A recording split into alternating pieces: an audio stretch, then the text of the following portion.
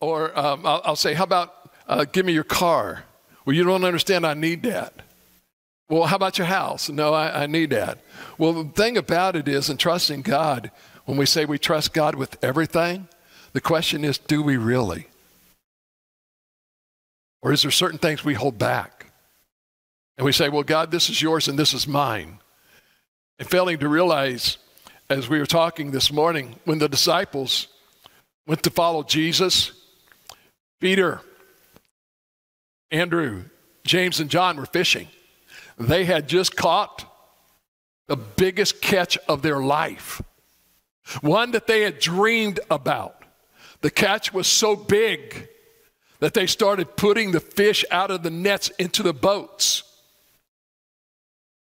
and maybe letting it down again and filling it up until the boats began to sink. They come to land. And Jesus told Simon Peter, hey, come follow me. Said the same thing to James and John. And the Bible says that they left everything they had right there. Later on, a little bit later, he goes into town, heals a lame man, goes down the road, he runs into Matthew, sitting at the tax collector's booth. And he just comes by Matthew and he says, hey, Matthew, come follow me. Matthew says, we're done.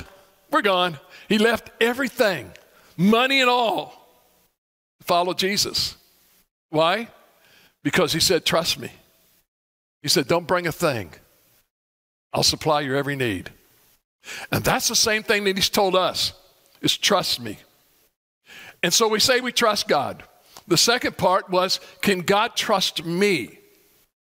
God has given each and every one of us gifts, abilities, and to trust us to use those.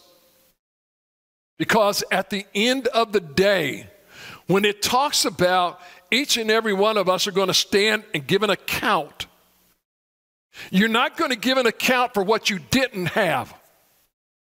You're going to give an account for what you did have and what you did with it. And that's the part of, can God trust me? Because he says this. He says, some have little. And the reason they have a little is because I can't trust them with much.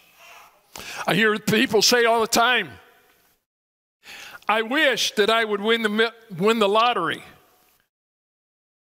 And they'll say, if I could only have $1 million. And God says, what would you do with it? Well, I would do with the $1 million the same thing that I do with the $10 you give me right now. He says, I ain't giving you $1 million. Because I can't even trust you with the 10 that I've given you. And so many times we fail to realize, and not just money, I'm talking about abilities, gifts that he gives us every day. As a matter of fact, let me say this to you. Each and every one of us are given the same thing every day. If you live from midnight to 11:59, you are given 24 hours. And nobody's given any more. And the question is, can God trust you with those 24 hours? What did you do with it? A lot of times we squander it. I don't know if any of you all have, there's an app that you can get and put it on your phone. And it will track your phone usage for you. And it will break it down to phone calls, and then other things that it calls productivity, and other things that it calls entertainment, like games and things like that. Do me a favor, put it on your phone, take a snapshot and send it to me.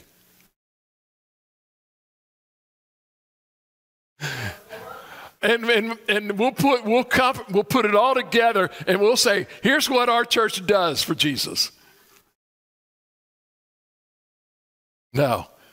But what I say is, a lot of time we waste. And then the problem is, when we get older, we wish we had those moments back that we wasted. And the problem is, you can't get them back. We can wish away And many people wish their life away, wishing and hoping that they could do something different. And God's saying, here's what I'll tell you what. Start right now. Start right now and make the difference. And let's see where we go. So, let's talk about review. What do we need to do? Number one, we need to take an inventory. If you've got your outlines, they're all there and everything, so you need to take an inventory. You also need to recognize that God is your source of things, everything. You need to understand God's principles, and we'll review all of those in a moment. There was the S. I'm not taking all of the TRU out of trust. I'm just going to give you the S and the T, and that is surrender everything to God. And T is to test God's promises, okay?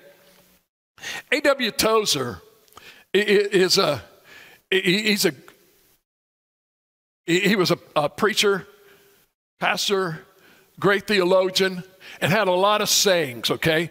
And the problem is he spoke in high English, okay? And so sometimes you may not be able to understand this, but I'll try to decipher what he's saying here. Here's what A.W. Tozer said. He said, a man of pseudo-faith, and pseudo means false, okay? The man with false faith will fight for his verbal creed, but refuse flatly to allow himself to get in a predicament where his future must depend upon that creed being true. What he's saying is this. A lot of times we say that we have faith, but what we won't allow ourselves to do is to get into a situation where it's going to prove how much faith we have. Jesus calls it, "O ye of little faith." He said he also provides himself with secondary ways of escape, so he will have a way out if the roof caves in. What we need badly these days is a company of Christians who are prepared to trust God as completely now as they know they must do at that last day. When you stand before God, how much are you going to trust him?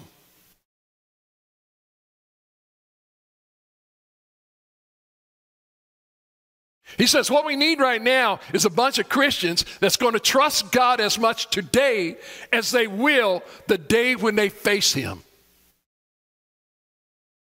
And sometimes we need to ask ourselves, are we doing this? So, understanding God's principles, these are the things that we talked about. The who's in charge principle. Understand that God is the owner. You and I don't own anything. Everything that we have, God owns it. The psalmist David, or the psalmist wrote, that God owns the cattle of 1,000 hills. Let me also say, he also owns the hills too. And the grass that grows on the hills. And the rivers that flow into, or the water that flows from the mountains into the river. He owns it all. But what he does is, we're the manager. What God told Adam was this: Adam, everything that I have created here right now, here's what I want you to do. I want you to take care of it. Let me say this to y'all. The same thing that God told Adam in the garden, ladies and gentlemen, is the same command that he gave to us. That command has not stopped. We are also to take care of everything that God has placed in our lives. The people that we meet, the places that we go, the words that we say, the things that we see, the things that we buy, the things that we eat. All of these things. So we need to understand that every resource, every blessing that I have and you have are all gifts from God. They're his. Number 2 is the give and grow principle. A lot of people want to take and hoard everything. And you say, well, you're talking about money. Money's one thing. But gifts are another. Asking people to volunteer to do something in church is like pulling teeth. They think that we're the dentist. And they're sitting there. No, I don't want to give that tooth away.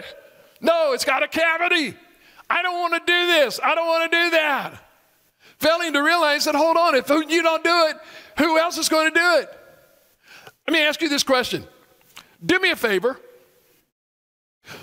Put your left hand behind your back.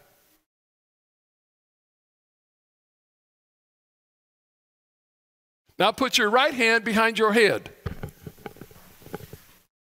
Now with your left hand behind your back and your right hand behind your head, scratch your belly.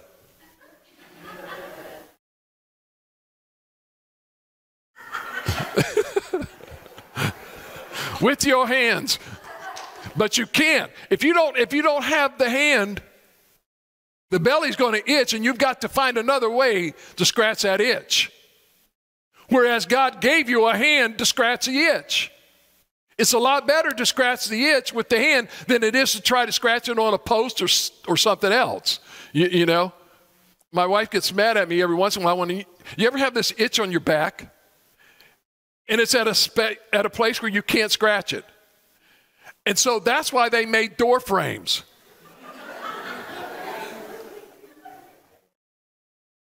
And trees, right?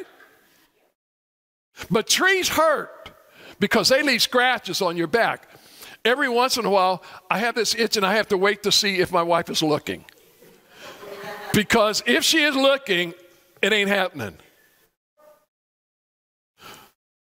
But as soon as she turns her back,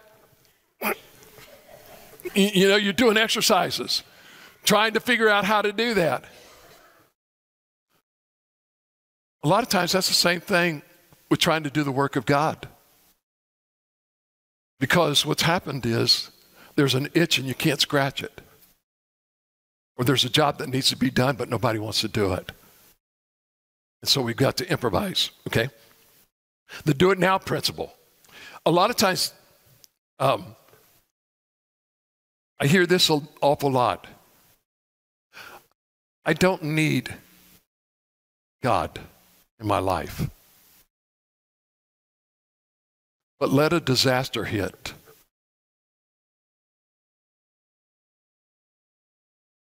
And they're looking for God. And saying, God, where are you? He says, I'm right here. I've been here all the whole time. But you told me you didn't need me. So go ahead, get out of this mess. But no, they don't. I hear people whose lives are a mess, and they'll turn to God and say, God, I'll serve you until they get out of the mess. And as soon as they get out of the mess, God is no longer around. And guess what? Their life becomes a mess again. So what do? We'll run back to God. God is not a spare tire. God is the main drive. And so what he's saying is this. The do it now principle says this. You need to do with what you have, not with what you want. God says he will supply our every need, not what I want. And let me tell you this. God will never fail you in those things, okay? God is saying to you right now, I'm not asking you to be someone else. I'm just asking you to be you with what you've got, not what somebody else has got, what you've got. Number 4, the I'm in debt principle. And this is the idea that the day you were born in debt. Not in debt in money, but you were born in debt to God. And we keep trying to pay that debt by doing our works. And he's saying, I don't want your works. I want you. I want you, as Romans chapter 12 says, that I want you to give your whole body as a sacrifice, which is your worship experience. Worship, when we come here, It's more than just singing. It's more than just giving your tithes and your offerings. It's more than just showing up. It's more than listening to the sermon. What it is saying, okay, God, I am here to give you me, my life, totally and completely in sacrifice to you. And God, I am offering it up to you. And God, I don't want you to tell me that I stink, that my offering becomes a sweet smell to you that is holy and acceptable. And that you say, well done, well done. Now, that's what he does. Number 5 is called the fountain of youth. And what does that mean? That means this. Every one of you are making an impact on someone's lives. And whatever impact you're making upon that person's life, as long as they live, you're still making the impact, even after you're dead. How many of you all have got characteristics of your parents? How many of you all have bestowed those characteristics upon your children? Guess what's happening? Your parents are living through you and through their grandchildren by the characteristics that you obtained, good or bad. Like some, maybe your mother taught you how to sew. Maybe your dad taught you how to do something, and you taught your kids how to do that, and they'll teach their kids, and so forth and so on. That's the fountain of youth principle. So what does that mean? That means this. If I'm doing what it is that God wants me to do, and I'm doing it to the best of my ability, God-given ability, then what's going to happen is I'm going to impact other people. And hopefully in a positive way, that therefore what they want to do is do the same thing to someone else. And so forth and so forth and so on. Jesus, one man, made such an impact on 12 men that those 12 men changed the world. And they're still changing the world today. The words that God inspired them to write are still flowing today, and they are still impacting the lives of people today, thousands of years later. If this world was to continue to live or exist for 2,000 to 5,000 years, how many people living during that period of time will be affected by your life? Sometimes we're afraid of the next generation and how we've impacted them. As a matter of fact, Abraham Lincoln said this. He says, every generation, we are just one generation away from a godly nation. Stalin, I believe it was, that said this. If you want to change the world, you don't change the old people, you change the young people. This is why, ladies and gentlemen, that they're teaching your kids, your grandkids, and great-grandchildren in school the things that they're teaching. They're not teaching you critical race theory. They're teaching that to them. Why? Because they'll grow up learning that, and guess what? They'll continue to learn until eventually what will happen is they'll believe it. You say, you have no idea what you're talking about. Oh, yeah? What's changed in your lifetime about what the world believes and what you believe? And we're only talking 60 to 70 years, ladies and gentlemen. 2 generations. Think about what is going to happen to be 2 generations from now if we continue on this same path.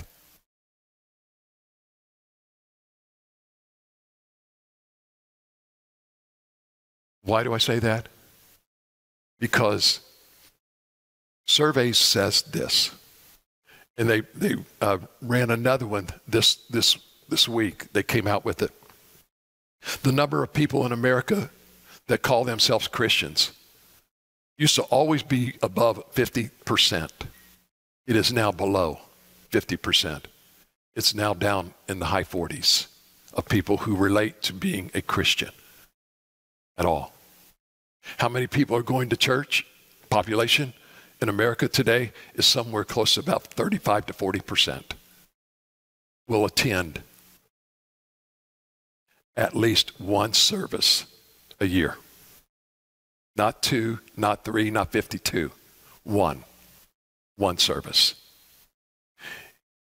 In not this generation, but the following generation, 16% of all people, kids under the age of 18, will come to know Christ.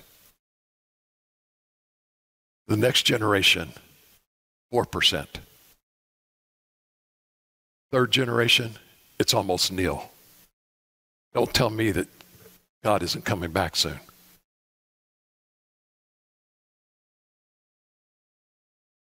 That was the Fountain Youth. So, when you begin to look at this, now let's talk about the number one principle, or the who's number one principle. In Matthew chapter 22, verses 36 through 38, is where we start this morning. And this is the who's number one principle. So in Matthew chapter 22, verses 36 through 38, here's what he says. When the Pharisees heard, 36. Teacher, which command in the law is the greatest? He said to him, love the Lord your God with 50% of your heart.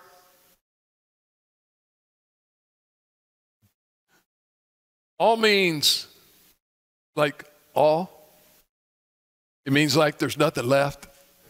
Love the Lord your God with all your heart, your soul, with all your mind, which is what?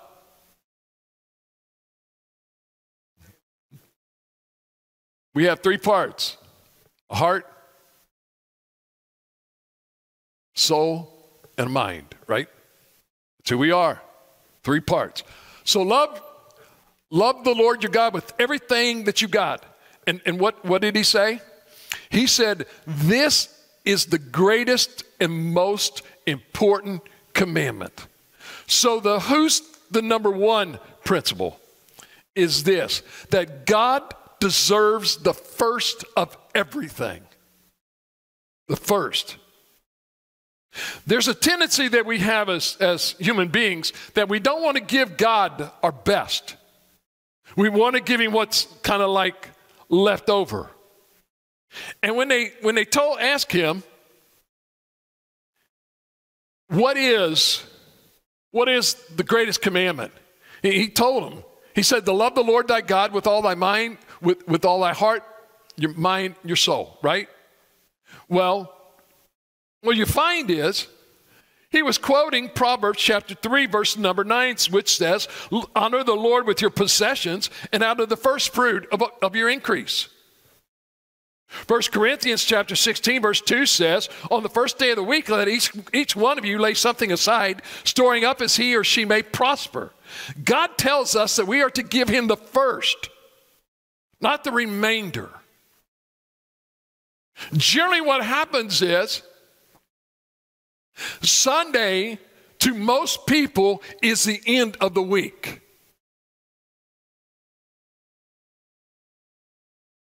Right? Everybody says, this is the end of the weekend, and now Monday I've got to go back to work and start a new day. So everybody has got this grandeur idea that Monday starts the new week. No, it isn't. Sunday is. Sunday is the first day of the week. Okay? It's a new week. So here's what Sunday is. Sunday is a day of rest, of recuperation. From what? From everything that's all behind me last week. I can't change anything back here. I can't do anything. So what happens? When I come in on Sunday, giving God my best, what happens to a lot of people is they give him the worst. Why? They stayed up all night Saturday. And they come in tired. Whereas Sunday is a time to re-energize. As a matter of fact, they used to call this a church is a filling station. You came in, you got filled up. Why? To go back out next week. To be able to do the things that God wants you to do. But what happens is now on Sunday, we look at Sunday as this is my downtime. No, this is my regeneration time. It's what it is. And when we begin to look at these things, we begin to understand that God says, listen, here's what I want you to do. And how many times, as you as parents, did you give your children an allowance?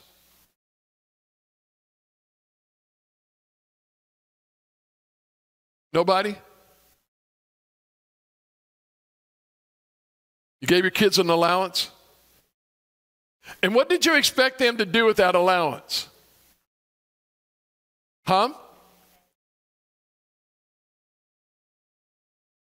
Didn't you tell them that certain portions should go here, certain portions should go here, and a certain portion should do other things, right?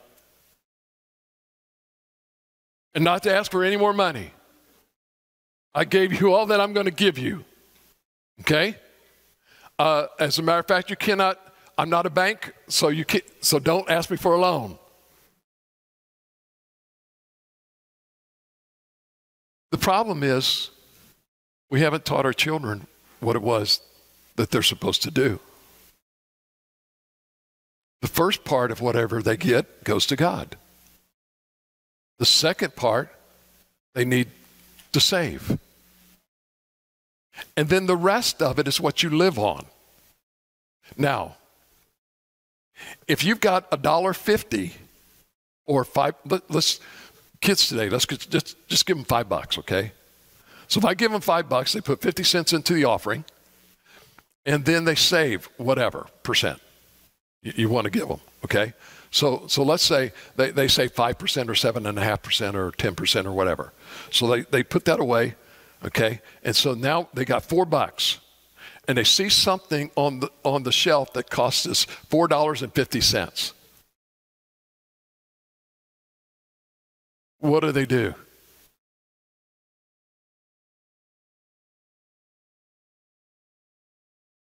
Yeah, you either don't give the offering, you don't do the savings, and you buy the gift, or you don't. You go ahead and you do your tithes, you do your savings, and you save up next week to buy that, right? But most of the time, we don't teach them that principle. What we do is they watch us and how we do things. And sometimes the impact that we have is not good. I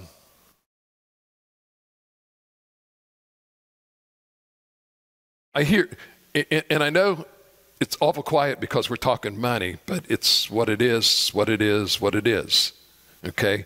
Because money is part of this. I hear people all the time tell me that they cannot afford to tithe.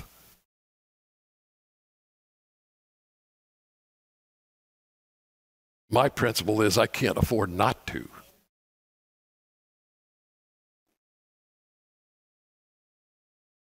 I can give you story after story after story, but I'm not going to do that, okay? Number 2, or number 7 on your outline.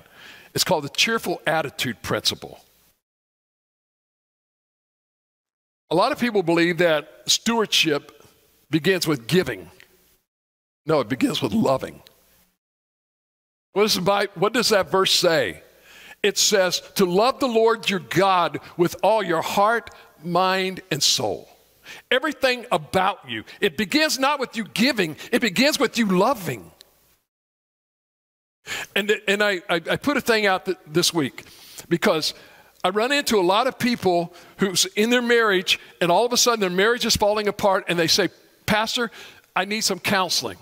And I say, what's going on? I don't love them anymore. And I said, what do you mean? Well, you don't understand. When we first met, he did this, and this. Or she did this, and this for me. And she doesn't do this for me anymore. He doesn't do that for me anymore. I've had 3 kids. I look different. And he looks at me different than the way that he did then. He doesn't love the way I look or love the way I act or love the way I cook or all these things. And all we're doing all the time now is just arguing. We just don't love each other anymore. And I'm saying, really? What is love? Is love cooking? Or is love how somebody looks?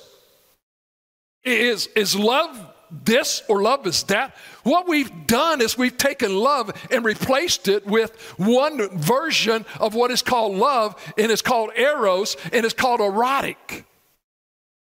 She blows me away. Oh, he's a cute man.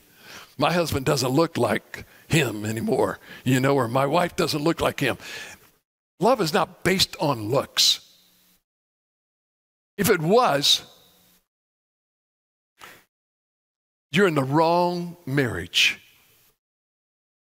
Because let me tell you something, you're going to go old. And most of the time growing old, things start happening to the body. It's called gravitational pull.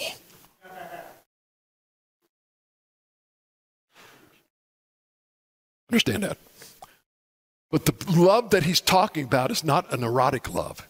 The love that he's talking about is an agape love, which is a sacrificial love, which says this: I am willing to do whatever I need to do 100%, not 50%. Marriage is not a 50-50 principle. Whoever said that is a joke. Marriage is a 100%. Because if both parties are not given 100%, there's something wrong in this marriage. It is not a give and take. It is a give and keep on giving. And if both parties would give and keep on giving, that marriage will last. Because why? It's going to hit bumps. And when it hits bumps, it's going to take both of you to get through the bumps. And this is where he's trying to talk about a cheerful attitude principle. It begins with loving and not giving. When I hear people saying all the time in a marriage, man, I'm tired. And I say, why? Because I just do this, and this. Okay? If our marriage was based upon giving, I'm done. Because with the accident and everything that's happened with my wife, there's a lot of things that she can't do anymore. And guess what? I've had to pick it up. And if I was to say, I ain't doing it, I'm walking out of this marriage, that's stupid. That's not loving. She didn't have anything to do with what happened. So I pick it up and I do it. Because why? Because the principle is love. And that's what I want to be known as, someone who loves. Because the Bible says that God loves a cheerful giver, which means you do it lovingly, not begrudgingly, okay? Paul says that God loves a cheerful giver, okay? Let me say this to you. You can give without loving. But you cannot love without giving. It's called give it away. So if love is not the foundation of my relationship with God, let me tell you something. If love is not the foundation of my relationship with God, love will not be the foundation of my relationship to anyone else. And a lot of people were wondering, why is our marriage breaking up? Because God's not in the marriage. It's built on some other foundation, and that foundation, it will crack and it will crumble. God is steady. He doesn't crack. He doesn't move. Your marriage could hit an earthquake, and if God is the foundation, it will withstand the earthquake. It's a hurricane. It will withstand the hurricane if He is the foundation. But if He is not the foundation, it's going to pieces. Love says this: how much can I give? Legalism says, how little can I get by with? And there's a major difference between the two. Let's talk about number 8, the shovel principle, which is in Luke chapter 6 and verse number 38. And that is this. Let me say this to you. You cannot outgive God. Try it. I would love everybody in this church one time just try to outgive God. Look at what He says. Give, and it will be given to you. A good measure, pressed down, shaken together, running over, will be poured into your lap.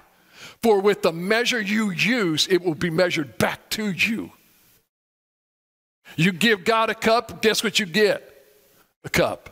You give God a half a gallon, guess what you get back? It's going to be measured half a gallon. Give Him a gallon. Better yet, give Him a ton. And see what happens. It's amazing when you begin to understand that God is the owner or the master. We're the owner. And we're held accountable for what we're doing with this stuff. When you understand that principle, you can't outgive God. And let me tell you something. The blessings that He gives you are phenomenal. I know. Okay? Jesus says this. He says, if you give in delight, you're going to receive back. It's called the big shovel principle. And what a lot of people are doing is they're still digging in the sand. They're out there playing with their little bucket and their little beach shovel. God says, get out the bulldozer. Let's go. That's the big shovel. I don't know about you all, but number 9 is called the river principle, okay? Your life is to be a river, not a reservoir. Generally, what you understand is this. A river, a reservoir, is a collection of water that generally has no outlet. It just pours into it. And eventually some will evaporate, and then some more water pours into it. A river has a mouth that comes feeding into it, and then a tail where it goes out. And what God is saying is, you and I should be like rivers as conduit, with the blessings of God flowing into your life and out of your life to someone else. But what we want is we want a reservoir.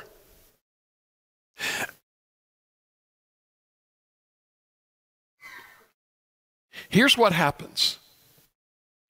If God's blessings flow into your life and they don't go out, you know what that's called? There is a term for it in the Bible. It's called the Dead Sea.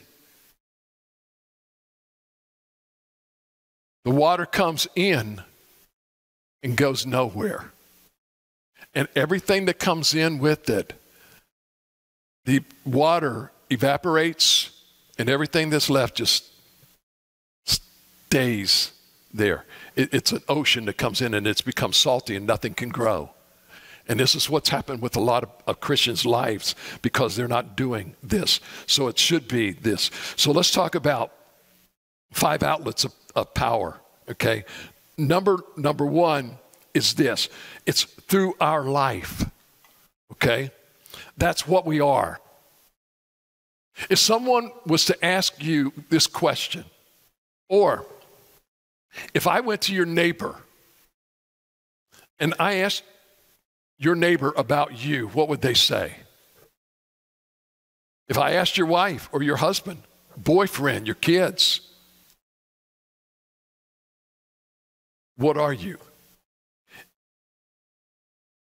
What about through our lips, what we say?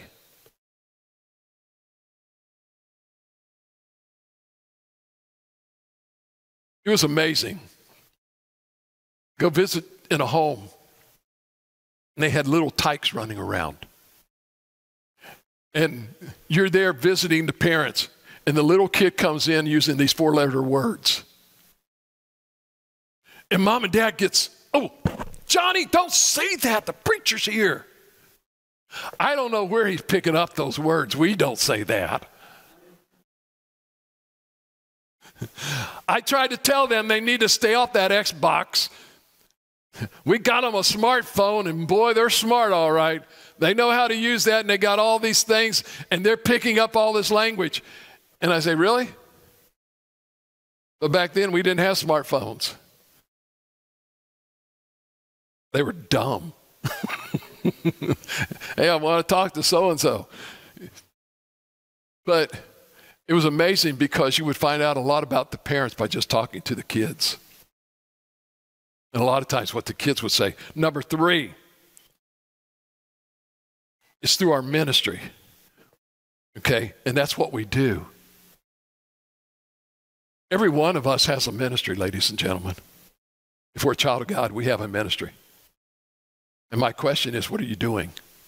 Okay, everybody's not going to be the pastor. Everybody's not going to be a Sunday school teacher. Everybody's not going to be a bass player. Everybody's not going to be a singer. Everybody's not going to do this, or everybody's not going to do that. But every one of us has something to do to reach people for Jesus. Do it individually or collectively through our prayer. And let me say this. Prayer isn't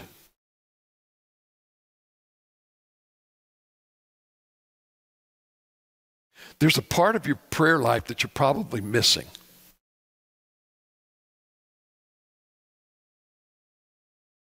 There are certain things that I know for a fact that I'm going to get. And I'm claiming it. You want to know why? He promised it to me. So many times what we do in our prayer life is we're just doing asking. Father, I need this. I need this. I need this. I need this. I need this. I need this. I need this. I need this. And it's like a broken record. But there's some that says this. If you are faithful in the little things, you will be faithful in the big things. So guess what? Find me faithful, Lord, in the little things. Because why? I'm looking for bigger things. Not bigger things for me, but bigger things so that you can use me to reach more. I tell you, every morning my prayer is the prayer of Jabez, which basically says, Lord, ever expand my borders. Today, I am not comfortable with just being where I'm at. What I want, God, is you show me, bring me across some people that I have never, ever met before. And let me share, or let them share with me.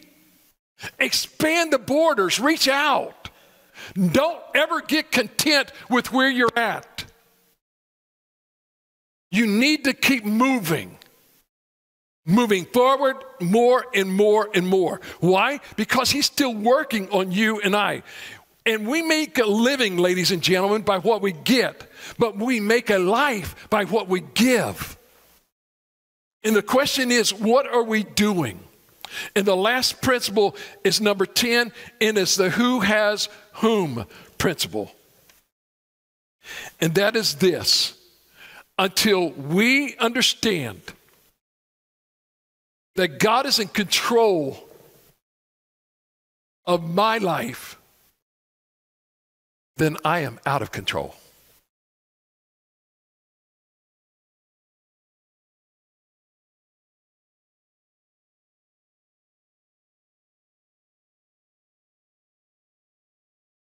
In Luke chapter 16,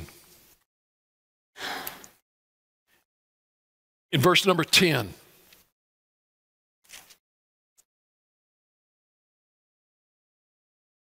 here's what he says: whoever is faithful in very little is also faithful in much. Whoever is unrighteous in very little is also unrighteous in much. And what he's saying is this. I hear people all the time say, if I only had more, if I only had more, if I only had more. He says, no, hold on a minute. I can't give you more because I can't trust you with what you got. So why do I want to trust you anymore when I can't trust you with what I've got? It's everything. What about your kids? Who do your kids belong to? You? No. They're a gift from God. Sometimes you think they're a gift from somewhere else, okay? But they are a gift from God. And he begins to tell us this.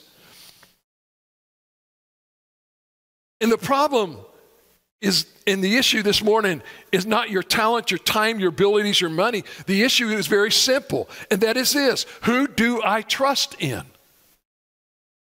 And that's where we keep talking about this trust thing. God says if you're going to rely on yourself, you're going to be like a bush pushed in the wind.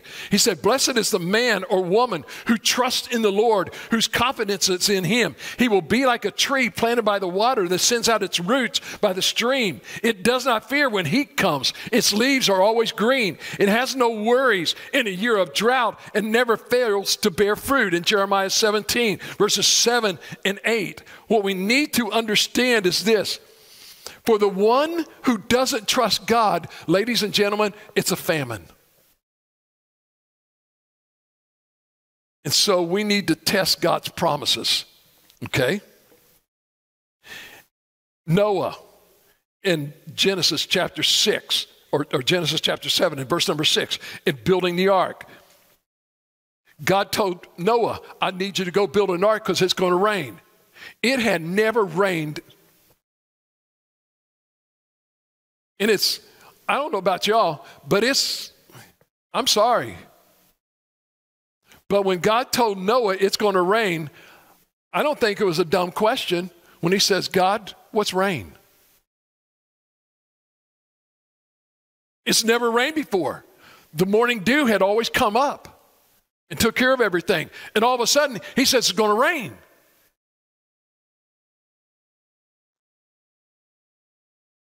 I'm sorry, God, but that's not in my vocabulary. What is rain? But I don't see him asking God that question. All I see is that God told him to go build an ark because it's going to rain. And the next thing I know, Noah's preaching and building. He's building an ark. He was the town clown. What are you doing, Noah? It's going to rain. What's rain? Well, God explained it to me. It's this little droplets from heaven. We ain't never had anything like that. Well, it's going to come and rain. And when it comes, it's going to flood. What's a flood? We've never been flooded before. You're expanding our vocabulary here, Noah. We don't know anything. God's going to destroy it all. And he would preach and preach and preach. And guess what? In all of his preaching, he never converted anybody. You talk about a preacher becoming very depressed. Preaching for years and nobody responding. But what did he do? He trusts God. In Genesis chapter 22, verses 1 and 2, remember what God told Abraham. He says, listen, he says, I need you to take your son Isaac, and I need you to go up to Mount Moriah. And Isaac, they got up there, and Isaac said, where's the sacrifice? And Abraham said, God will provide. The only thing is, Isaac's on the altar, and God's providing. And so in verse number 12, it says, do not stretch out your hand against the lad, against Isaac, and do nothing to him. He says, for now I know that you fear God, since you did not withhold your only son from me. Guess what? Abraham passed the trust test. Number 3 was Joshua in the crossing of the Jordan in Joshua chapter 5 and verse number 1. He says, remember when Moses went to the Jordan River, or when they went there to the Nile, and they were crossing over, or the Red Sea, and they were crossing over, and he stretched out his rod, and it parted. Okay? God didn't give Joshua a rod at all. Okay? He didn't say, hey, Joshua, go get your rod. It said, now it came about that all the kings of the Amorites that were beyond the Jordan of the west, and all the kings of the Canaanites that were by the sea, heard how the Lord had dried up the waters of the Jordan before the sons of Israel until they had crossed, and their hearts melted. And he said there was no spirit in them any longer. He didn't use a rod. He just said, hey, it's dry. Y'all go ahead and go on. David, in 1 Samuel chapter 17, verses 37 through 39, when he was fighting Goliath. Goliath was a lot bigger than him. It said, it says, when they looked at it, it said that Saul had offered David his garments, and they figured that Saul was about 6'4" and weighed 225 pounds. David was 5'6" and weighed 130. And guess what? He's putting on Saul's armor. This was dress up time. I'm putting on mom and dad's clothes, and dress up like them. And David, what did he do? He said, listen, I don't have a sword. I'm not going to go out here and fight him with the sword. I'm going to fight him with what I had. He says, I cannot go with these, for I have not tested them. And what did he do? He took off on his way to go fight Goliath, and he picked up 5 stones out of the riverbed and had a slingshot. And it didn't take 5, it only took 1. Dead shot right to the head, and he's gone. I mean, you talk about a headshot. Goliath got a headshot, and he had a big headache that day. He died. Okay, so what you need to understand, and let me finish with this. In Malachi chapter 3, the last book of the Old Testament, in Malachi chapter 3 and verse number 10,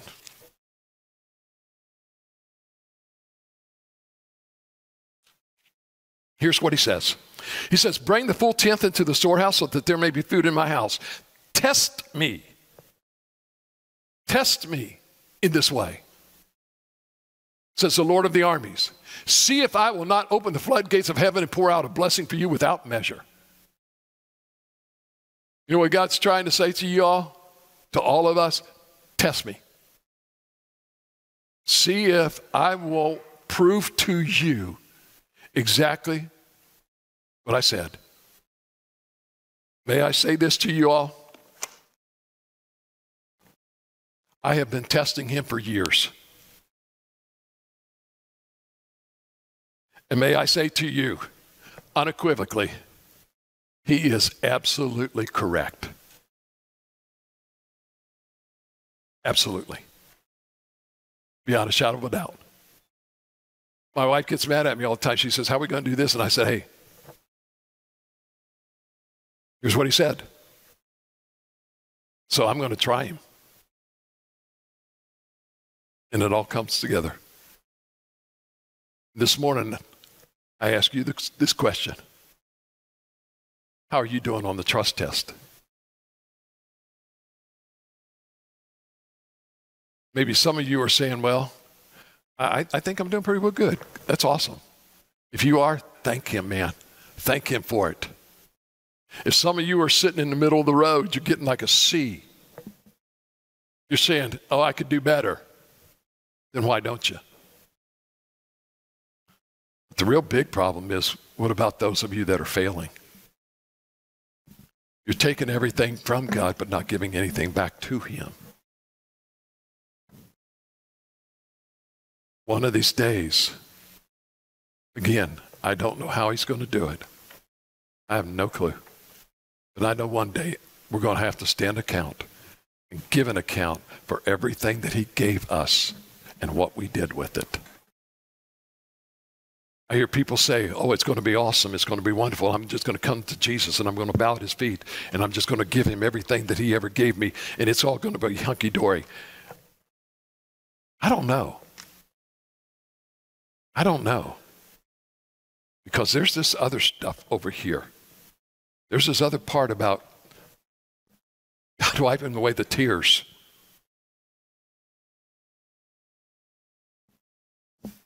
You ever think that maybe sometimes that's not just tears of loss of loved ones?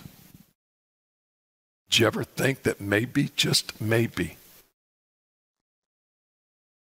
And the more that I look and the more I think I may have to stand there and say, God, I am so sorry.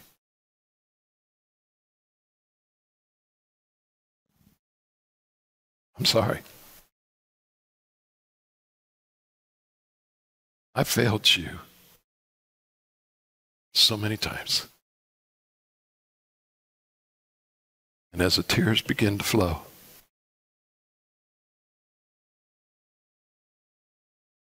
just imagine the one that loves me the most just reaching out, taking his fingers and just wiping it away. It says, okay, come on, son. Now, let's enjoy what I got for you. This is what you gave me. And this is what I give you. Now that, I'm going to cry. Those tears aren't going to be wiped away. Those are going to be tears of joy.